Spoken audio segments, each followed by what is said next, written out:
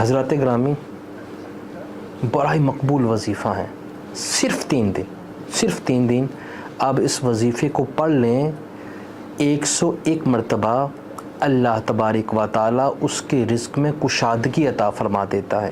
قرآنی وظیفہ ہے، قرآن میں آتا ہے ربی انی لما انزلت علی من خیر فقیر، اے اللہ جی آپ کی طرف سے جو کچھ خیر نازل ہو رہی ہیں مجھے عطا فرما دے، میں اس کا محتاج ہوں۔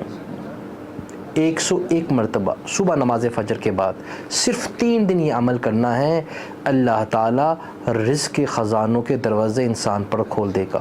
بڑی ہی مختصر دعا ہے، ربی انی لما انزلت علی من خیر فقیر۔